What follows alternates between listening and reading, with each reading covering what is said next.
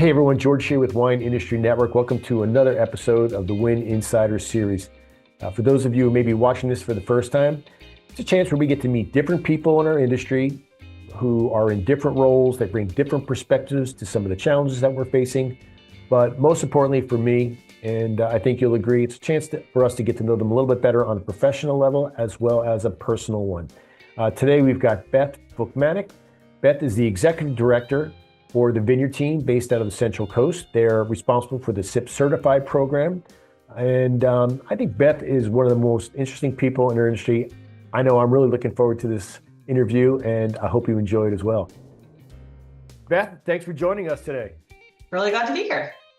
So I don't know if you've watched any of the insider interviews that we've done, but we talk about the business, of course, but it's like also I think fun just to get to know people and know their journey and how they wind up doing what they're doing, and which is kind of my favorite part, right? Because I know a lot of the business stuff is cool. We will get into it, but like with you, you've got a really interesting background.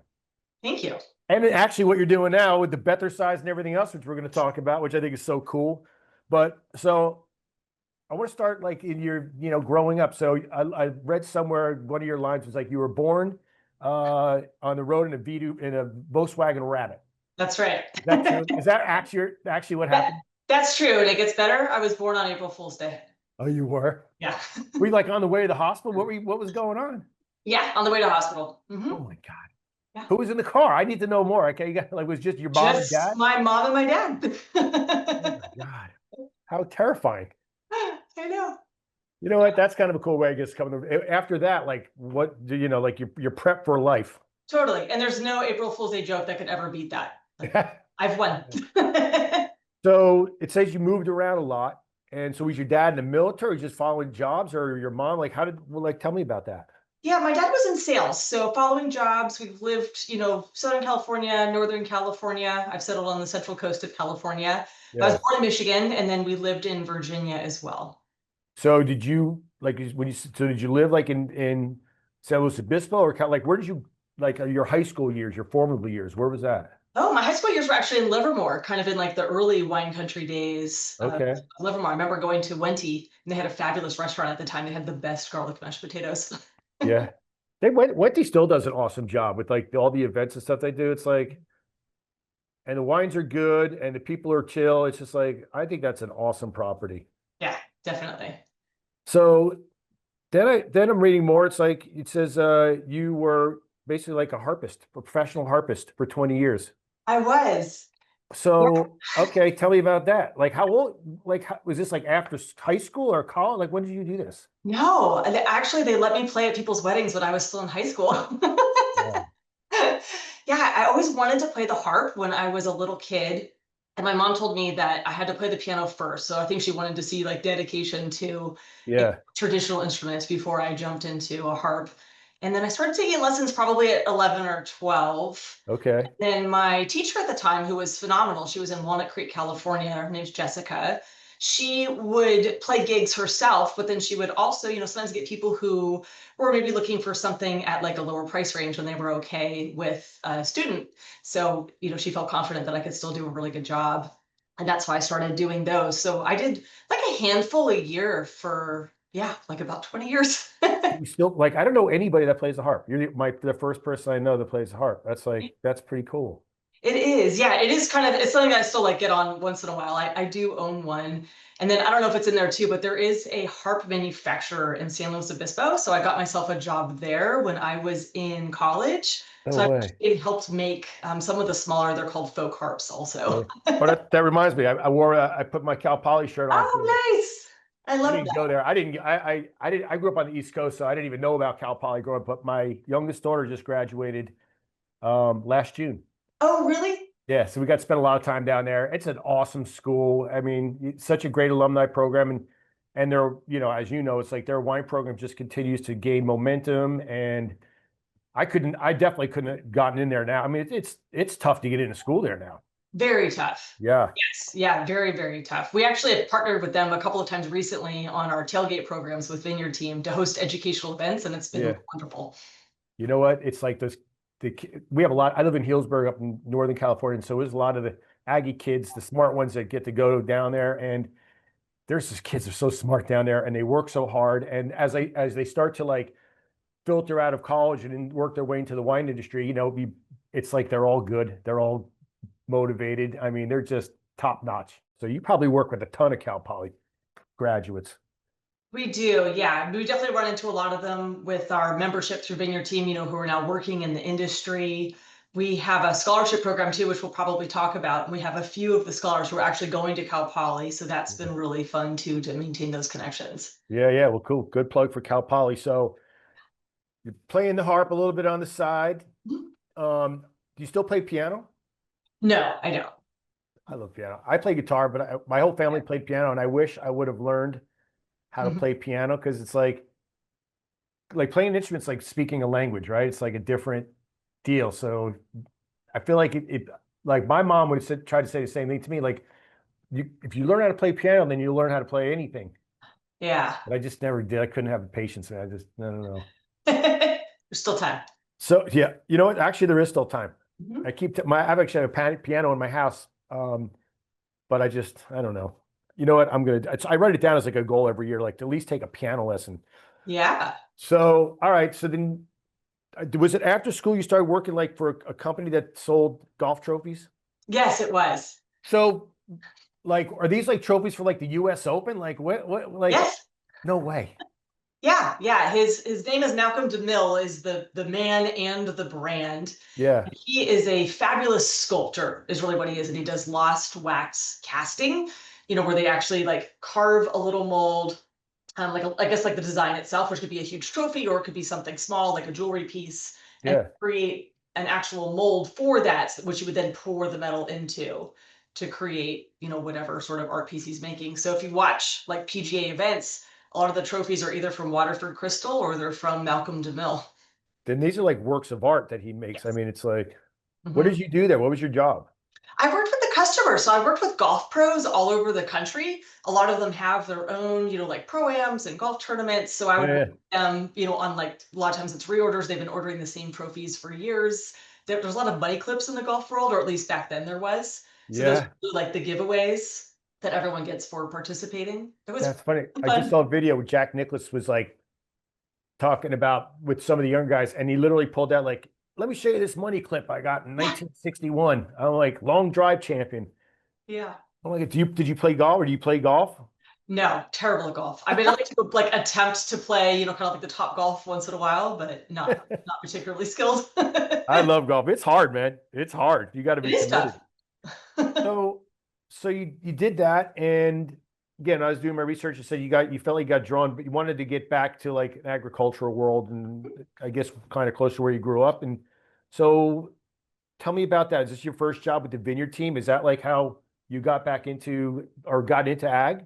Yes, exactly. So when I went to Cal Poly, my degree was in agricultural business, Okay. and I wanted to, capitalize on those 4 years of work to Yeah. get a degree.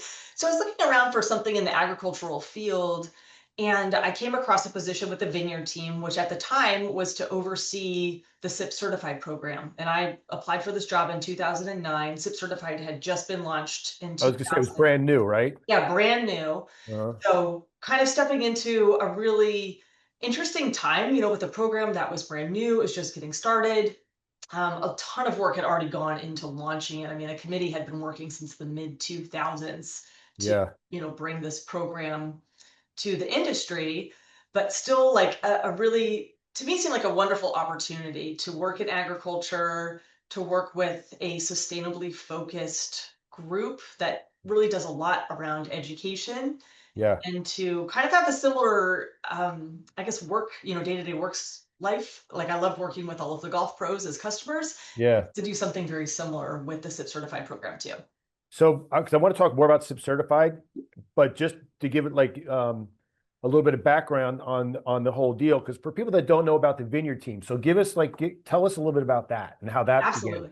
Yeah, yeah. Vineyard Team has been around for 31 years. It started in 1994. So Yeah. this was a really progressive group of growers on the central coast of California who got together in a field with a common goal. They wanted to learn how to farm their wine grapes more sustainably and take care of both the people and the planet. And that same mission of education around sustainability still exists today. So we have a number of different educational programs from those same in-field meetings. They're called tailgates. We do Yeah. those through the first half of the year. We have a larger 500-person event called the Sustainable Ag Expo that takes place in November. Yeah. We wrote the first self-assessment for sustainable vineyard farming in 1996, which has evolved into what is now SIP certified. Okay. And we have a sustainable winegrowing podcast on the educational front. And then the last piece that turns back to supporting the people is we have the Juan Nevarez Memorial Scholarship, and that helps children of vineyard and winery workers pay for higher education. Say that again. What's the name of the scholarship? It's called the Juan Nevarez Juan Memorial Nevarez. Scholarship. Okay. Well, that's so cool. So it's for me, what I like about that story is just the organic nature of it all, right? So it's just a bunch of vineyard guys that knew each other, right? They're all friends because everybody knows each other. Yeah. What was it that motivated them? Was it just this had a common feeling, hey, we've got to figure out how to be more sustainable and do a better job on quality, or just continue to, not said that they weren't doing a good job then, but always looking to get a little bit better, right? Absolutely. Yeah, that's all tied together. That's, kind of part of our mission too, is, improving the quality of grapes alongside improving practices. And what's really special to me about the Vineyard team is that 31 years later, we still have some of those original founders involved. Like Jenny Broom is one of our founding members. She just spoke at our meeting at Cal Poly about fungicides. So Yeah. there's this tenure of people who are still involved with the group, which I think is incredible. And Yeah. I think you said it. It really was about, hey, I'm doing this over here. What are you trying that's working, that's not working? Yeah. Can we come together to talk about, and it could be any topic, like cover crops. How does that Yeah. work in Monterey County versus Paso versus Santa Barbara County, in different climates and different Yeah. soils, growing different types of grapes, so that we can facilitate these conversations grower to grower so that they can improve what they're doing. Yeah, it's just best practice. It's funny when you just said like, Monterey to Santa Barbara. Like, I don't think people, if you haven't driven from Monterey to Santa Yeah. Barbara, they have any idea how far that is. I mean, it's not like when I think about like Sonoma County, driving around Sonoma County where I live, it's like it's not small. But or I want to go over to Napa, sometimes it's too. I don't really want to do it. It takes it like an hour and a half. But I'm like, but you talk about the Central Coast, it's like it's enormous. It is big. Yeah. Yeah. Yeah, definitely. Like there's a ton of love. We're hosting a meeting in Soledad next week, and that's an hour drive from Paso Robles, Yeah. and you're Yeah. probably another 30 minutes to get into the Edna Valley, and then Yeah. it kind of depends, like 30 minutes to an hour or even more once you're getting into Santa Barbara County. So you're definitely covering a lot of land. Well, I would tell anybody who's watching, if you haven't been through the Central Coast, you got to go down there because it's spectacular. I love the sort of the combination of, agriculture and the ocean. It's where they come together, and the people are so cool, and the wines are great. And it's just, I don't know, it's just got that little more rural feel for me. Mhm. I've been in Sonoma County wine business since the early 90s, and it's changed a lot here. It's kind of busy, I mean, it's good, but I don't know. I was glad my daughter went to Cal Poly because it gave me an excuse to go down there a lot and enjoy the area. Yeah, enjoy the slow life, as they call it. The slow life. Yeah, exactly. So that was the first sustainable program, like certified sustainable program, because then was it right after, like, was it like Lodi rules after that, or like people started to chase it a little bit? Yeah, definitely. So Lodi Rules actually launched their certification, I believe, 2 years before SIP certified. What Okay. we wrote was the first self-assessment, which came out in 1996. Okay. So that was this big, checklist of everything that is involved in a sustainable certification now, what you would picture. So there were questions about, like, how are you preserving your natural habitat? What are you doing to improve the health of your soil? What type of grapes are you planting? How are you training your staff so that you make sure that they're educated, that they're safe, and that they're also being taken care of? Like, is there health insurance? Is there 401k plans? How are Right. you managing your business sustainably? And the whole point of this original self-assessment was to have growers come in year over year, answer the checklist, Yeah. and then think about, like, what's a practice that they're not doing now that they want to implement. And we were seeing if over time those scores would improve. Yeah. We found that they did. So the practice of self-assessment allowed people to, kind of say, take a step back and look at, what am I already doing? What are some new ideas? Yeah. And then, because it was, I think, like a regular thing, Yeah. it's like, oh yeah, maybe I want to implement that next year, and then I can kind of improve my score over time. It's funny. It's like I remember just, obviously earlier in my career, I think it was maybe load. I was like, it might have been from you guys, but I don't think so. But it was like, I got a binder, but there Yeah. was Oh like a yeah. huge questionnaire, I'm We did a like, binder. oh yeah, this is overwhelming. But it's funny, like in a weird way, you kind of gamified it a little bit because they're doing it every year. I don't know if that was on purpose, but people generally want to do better. Like you always want to improve, right? So Mhm. that's super smart. Did Yeah. so tell me about what was your job, your first job? I know it was with tied to SIP certified, but what were you supposed to do? So with that original program, I was working with, oh my gosh, I can't remember exactly the numbers, but maybe there was like 14 vineyards or something like that certified at that time. So I was working with all of those growers who were in the program. And again, this is 2008. This is before we had like an online database that managed everything. So everything was manual. Everyone was documenting in a binder. So I Yeah. asked you questions. If people had a question about how to document a standard or where they could get a resource for like a distribution uniformity test, I would help them through all of that, help everybody get coordinated for their annual third-party inspections. And then there was a lot of planning. So the inspectors would go out and have a paper audit, so they would be checking off approval that everything was done Yeah. and mail those back to us. But to manually redact everything before it went to the committee Yeah. would review them for approval. And nowadays the program has grown, and fortunately we're in an online database that does a lot of that for us. Yeah. So it's made it a lot more efficient and friendly to paper savings. So I get two questions for you. Question one is you obviously weren't like a vineyard expert when you got this job, right? So you were like learning on it was like OJT, right? You're like on the job training, Yes. learning about all this. So that was it like did you like immediately go, I love this. This is cool. I love being outside. I love what I'm learning. I love the people that I'm working with. What was that like? I did really like it. It's a lot of working with a lot of different people and coordinating a project that unfolds over an entire year. And Yeah, for me, that's really nice because it gives you like variety in your day to day, season to season. And even still, as a nonprofit with a small staff, we have a lot of help through our committees and through our board of directors.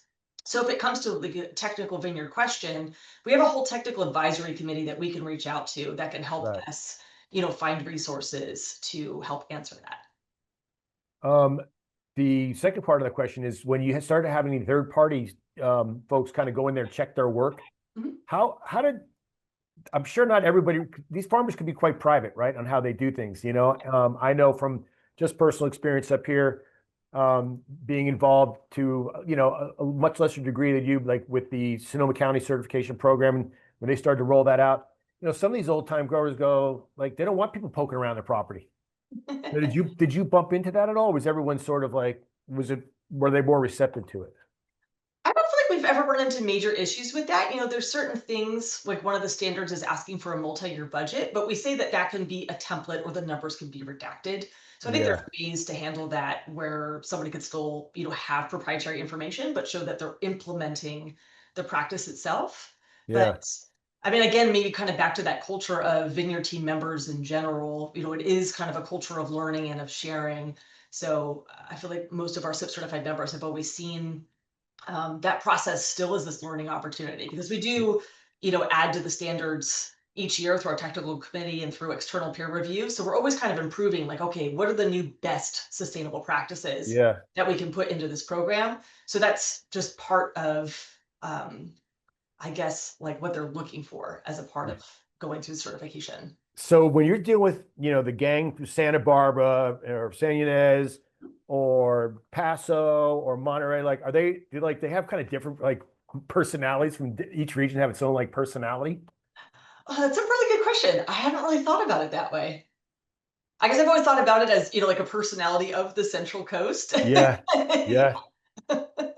I mean, the Santa Barbara guys for sure, especially with like some of the Pinots, like super high end, off the charts awesomeness, unique growing region. And then like when I think about it, and then as I kind of move up the coast, like into like let's say Paso areas, like killer quality, but all of but I I don't think of like that, that there's $100 bottles of wine across the board, just killer quality, great value. And I guess I think the same way as I kind of move up the coast. Um, which reminds me a little bit sometimes of how it is here with the guys out the coast, growing the, beautiful Pinot. And yeah, anyway, I don't know, it just popped in my mind. I was like, was curious how you might answer that. Yeah, I think maybe the variety in the type of grape growers and maybe the scale is part of what makes our, especially the smaller tailgate like infield events, so interesting. We Yeah. just did one recently on bird abatement. So we were at Jackson Family Wines and they brought two of their falconers out, and then like that works on 300 acres plus for economies of scale, right? But it's very Yeah. effective. But then at this event, we have people with larger properties and people with much smaller properties too. Yeah. We also had a vineyard manager there from Maverick Farming, Chad, who was talking about using the bird laser, which works at like 30 acres is usually about what he said those are most effective at, depending on if Yeah. there's a lot of hills or not. So that way you can look at two sustainable practices that fit different sizes of operations. With Wine Industry Network, a lot of what we do is we work with industry vendors to kind of help promote and market them. And this is just a kind of another, it's just kind of gone from that to a bunch of other things like this. But one of the companies we work with is Falcon Crop, right? And so they're the guys that are out there with putting like a falcon on a big pole, like a little kite that just hangs out in Oh, the vineyard. And I see those all around, and people say in the smaller blocks, obviously, that actually works. yeah. It's crazy. Yeah, yeah, that's the really neat part about getting all of the growers together is that you can then have, the audience even sharing like, oh, I've tried this and this has worked, but I've tried this in this area and it didn't work as well. Yeah, that's one of the great things I think about our industry. I think, and I'd say the same on the winery side. It's like there really is just that spirit of sharing best practices and cooperation, and we're kind of all in it together. That's one of the things I personally love about what we do. Yeah, me too.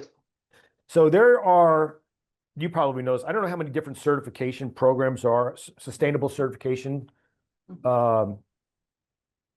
programs that are out there. But what do you guys, is there anything that's like significant difference about SIP certified versus some of the others? We won't pick on any names. No, of course not. Yeah, I think the foundation of certification again is really kind of a way of for a lot of farmers maybe almost like that accountability and an opportunity to learn new best practices. I mentioned that before. That's what a lot of our growers say they still get out of it. And on that accountability piece too, there's certain practices that we have in there, like you need to have a well pump efficiency test every so many years. Yeah. A great example of this is we had one grower say, oh, I was doing my regular pump efficiency test and I found out that there were some things that weren't very efficient. It wasn't that expensive to make that fix. And so Yeah. I did. And had he not been going through this process, he said, that could have gone on for like who knows how long. Yeah. So like that's that accountability piece that's really, I think, unique and helpful. We also have always looked at SIP certified as being a rigorous certification. So our goal is to set a high bar for sustainability, Yeah. so that it is, a little bit of a lift to achieve that. Is there a marketing Mhm. attribute to that, like for your growers, I say, oh, this is a SIP certified operation. Does that help them? Yeah, absolutely. Yeah, across the board in any market for any product, there's a growing interest in sustainable products, Yeah. and definitely research that shows that some people are shopping for sustainable products Yeah. specifically. In on the wine side of things, that can kind of vary from like exactly what kind of market they're selling to. So there's some brands that are sourcing fruit and they want to have the SIP certified logo on the label, so they're looking for SIP certified grapes to Yeah. go into their bottle. I've also heard a number of different members talk about how it's helped them get into different markets. So Okay. it would be a good leverage point for getting into Whole Foods, or a lot of local restaurants will want to be sourcing, if they have like a farm to table menu, they want their Yeah. wine list to match with that well. And so saying I've got sustainably certified wines pairs along with that perfectly. Do you have to be in the Central Coast to apply to be SIP certified? No, you don't actually. So we have about 43,000 acres certified. That goes Hmm. from Central Coast all the way up into the North Coast. Okay. And then we have three properties in Michigan and one in Oregon as well. Oh, you do in Michigan? Yeah. Oh, that's pretty cool. Yeah. Oh, but you got to put, who you got to send somebody out in a plane to go up there and double check their work? How does that work? We found a local inspector Okay. who lives in Michigan. Yeah. All right. So how long were you in that role? Let's Were see. the executive director? What was your title? Certification, I don't remember, like Okay. director or manager or coordinator. I think it like varied over Yeah. over the years. So I did that from 2009 until the end of 2021. Okay. Our longtime executive director, Chris Beal at Vineyard Team, who I think she was with the Vineyard Team for like 21 or 22 years when she retired. And then I stepped into her position as executive director. Now, did I see on the website, is Chris still involved in Yes. some way, like an advisor? What's her role now? Yeah, yeah. Our joke is once on the team, always on the team. So It's like the mafia. Like you can never like once you're you in the can't family, you leave. can never leave. Yeah, so Chris has helped in a number of different capacities. Sometimes it's special projects, if she's definitely a water numbers girl, so we've had her help out with some data reporting for SIP certified, which provides regulatory relief in Ag Order 3.0 Yeah, or yeah. 4.0, sorry. And then she's also helped us partner on some of our tailgate events this year. She was working on a dry farming project. Okay. So we had this really neat opportunity to work with her and different dry farmers throughout the state at a couple of different tailgate meetings. And then we're also going to be doing a session at the Sustainable Ag Expo too. Yeah. I just like the name tailgate meeting. I know. You just like you drive out and hey, where are we going to meet? Out in the vineyard. On Yeah. the The tailgate. tailgate. I mean, it's like, and it's is literally the most comfortable thing to sit on is a tailgate, right? So that's cool. Yeah. Were there before you left? Was there anything in particular that you launched, spearheaded when you were in that role that you're like particularly proud of? Oh gosh, let's see. I mean, overseeing SIP was so much fun. Actually, I helped launch the winery side of the certification. Originally, we launched vineyard only in 2008, and then Okay. we added a winery component in 2016. So really being able to take, kind of that block to bottle sustainable process full circle. Not related to SIP, but I got really excited about having a podcast in 2016. So fortunately, Chris was always open to like starting a new project if you had a good game plan. Yeah, that's cool. You're super busy. We're going to talk a little bit more about that. Yeah. So I didn't know. So on the winery side, the what you want to be if your winery wants to be SIP certified, what other things are you looking at the winery? Obviously, you're in the cellar, you're in the production level, but you get into the tasting room. I mean, tell me about that. Yes, good question. So when you get into the winery side of things, there's a lot more questions around water and energy. Those tend to be the biggest resources that are used. Yeah, yeah. There's still all of those questions on social equity, business. We do talk about marketing, more on education, like into the tasting room itself. So yeah, very comprehensive as well. Do you how many do you have like you don't have to give me exact number, but are there a lot of wineries that are now SIP certified? You're right. I don't know the exact number offhand. I think it's around 5. Okay, so that's pretty small. Yeah, Just smaller getting group. rolling with it. Okay, cool. Well, I'm sure you're going to get more. I mean, I think it's just I want to say it's funny because it should be important to everybody right now, but it's still like people are still sort of embracing it or thinking about it. And what about regenerative farming? Is that something that you guys are like? How much different is that than? Because sometimes I get confused a little bit. I think everyone does. Like, okay, we had like sustainable, organic, Uh-huh. regenerative. Like, how does that play into it?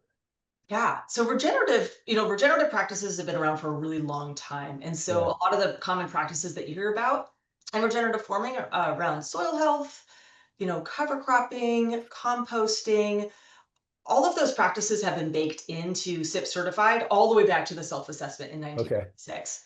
So, I think anybody who's in the SIP certified program could easily say that they farm using a lot of regenerative practices. Yeah, that's pretty interesting. I know it's like that's whenever we have like whether it's in person or one of our webinars and we talk about regenerative, it's like there's a lot of curiosity out there. We always get a lot of people showing up, and so that's a good thing. Yeah. So you jumped into this new role. Did you say 2021? 2022 is when I officially 2022. started. Mhm. How's that been for you? It's been great. Yeah. I mean, it's always like a bit of a learning curve, right? When you step into a new position, Yeah. because instead of just overseeing one program, now I had done, a lot of different pieces of all the different programs the Vineyard team has, but I hadn't like overseen every single program that we're doing. But overall, I think we had probably the best like succession plan, the best that you could do. Yeah. We're able to keep Chris on for a year in an advisory role, which was very helpful for me to have someone there as a resource. I got some additional leadership training too, and having already so much institutional knowledge about the organization, I think Yeah. probably simplified things a lot as well. It always makes it easier to have the person whose job you're taking over there to lean on, as you're going through it. What about the part that you had to let go? It's SIP certified, right? Because you've been doing that for a long time. Was any of that challenging for you to kind of go? Because no matter what, my experience is like, as I back in my winery days, and as I would get promoted, someone would take my job. Hmm. I want them to do it exactly the way I did it, Yeah. but they never do it exactly the way I do it. So I got better at that. But how is that for you? Yeah. So Whitney Brownie is our SIP certified coordinator now, and she does a wonderful job. She's a very meticulous, organized person. And I believe what was so maybe helpful about that transition was having somebody else step in and then looking at some of the processes that maybe we had that could be refined. So Yeah, actually training somebody, I think helped us do an even better job in managing the program. yeah, And that's something that she's always really proactive about, even still. Like we try to take a step back and say, like, why is this so clunky? Like, yeah. could we make this better? It's funny. Like now I think about like people who took over my jobs, always they did the same thing. They made it better. Mhm. They got better at it. So Yeah. You sometimes see an outside, perspective. You're too close to it. yeah, exactly, exactly. So you've got this one thing I wanted to understand. So the SIP certified, it's not really like a separate entity, or or it's just like a division of. It's like, how do you describe that? I would consider them all programs or projects of Vineyard Team. Vineyard Team is the umbrella nonprofit. Okay, okay. Now, you mentioned the Sustainable Ag Expo. Mhm. Yes. Let's talk about when is that? Do you do it up at the Madonna Inn? Like, is that? So Yes, tell we do. people about that who don't know about that. Okay, so the Madonna Inn, about the Madonna specifically. No, no, no. About this, about the expo. Okay, because the You Madonna can't is explain the its own Madonna fun Inn if you space. haven't been there. You can only understand it if you go there. Totally. Yes, it has a lot of very themed rooms, but like 70s style. It's Yeah. great. So how long you been doing that expo, and how big is it, and when is it? And So the Sustainable Ag Expo is going to be in its 20th year this year. It is going to be at the Madonna Inn Expo Center, which is in San Luis Obispo, California, November 10th through 12th. And it is a 500-person event. This is also very grower focused. I think some of the reasons why our attendees of tailgates and the expo really like our education so much is that it's grower driven. So we're working with our board and with our outreach committee to come up with ideas like what do they want to learn about? What are they hearing about in the industry that's relevant and important? yeah, So we always bring in educators that are going to fit that need. We do a really great kickoff event on Monday night that Center of Effort hosts for us. So this is like an intimate, like 80, 100-person group. You get a little fireside chat with our headliner, which this year is Chris Chien, who's out of the North Coast. And then okay, we get some wine and hors d'oeuvres, of course. And then the yeah, next of two course, days are at the Madonna Inn Expo Center. So that's where you get, all 500 people together. We have about 60 vendors. We include some outdoor equipment as well. And yeah, then we stack the day with seminars. And we also provide a ton of continuing education hours. So anybody who needs CCA or DPR hours can get them in person.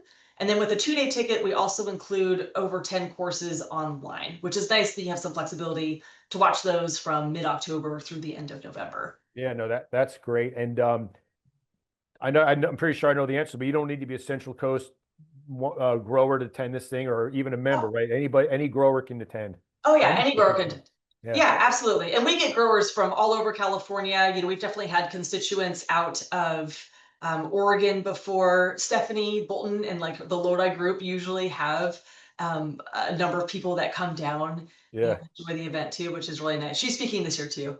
That's cool. Mhm. We put on our North Coast Expo here. It's not as specific, right? Of course, there's vineyard components, but But one of the neat things about it, and I'm sure that this is the same for you, it's kind of an annual get together, right? So it's like, yeah, it's trade show. Yes, there's conference and continuation, but a lot of it, what I think makes it special, and I'm sure it's the same for you, is like just people who haven't seen each other for a year, Yes. and they get to, reconnect. And I think that's important though.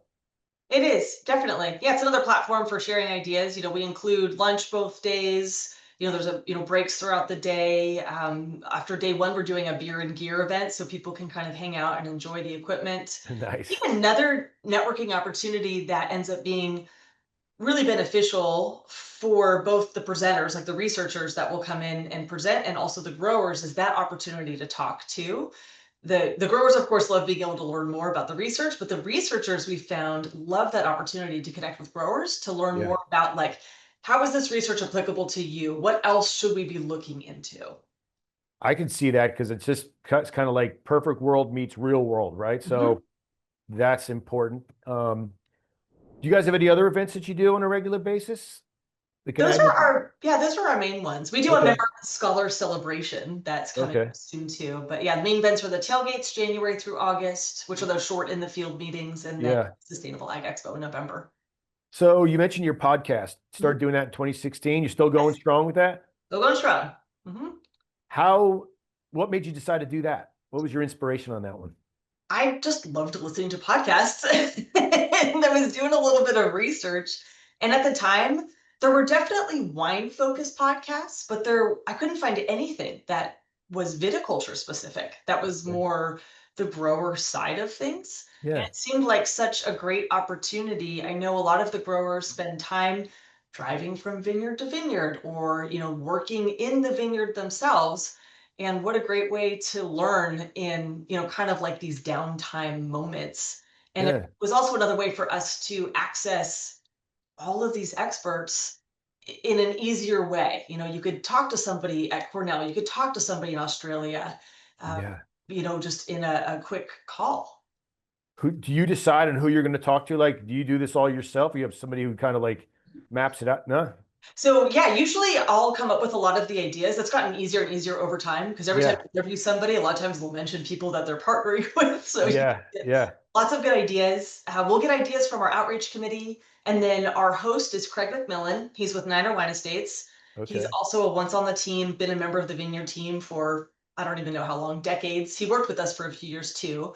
So he'll come up with ideas as well. So we get kind of this nice collaboration. Do you guys co-host? Do you guys like, is that how you set up, you and Craig co-host and interview whoever you take, whoever's your guest that week, or that, how often He do you do did. it? We do two technical interviews that are about 30 minutes long, twice a month. Okay. And then we do one shorter marketing tip episode once a month. So Craig Okay. does the longer form technical interviews, Yeah. and then I will record the marketing tips. So for anybody who's interested in listening to your podcast, what do they need to do? How do they find you? It's called Sustainable Winegrowing, and you can Okay. find that on any podcast player. If you're using Apple or if you're using Spotify, you can go to our website too, vineyardteam.org, and go to resources, and you'll see the podcast right there too. So I know that sucks up a lot of time. So I'm impressed by that. Do you also lead the development of the conference topics at the expo?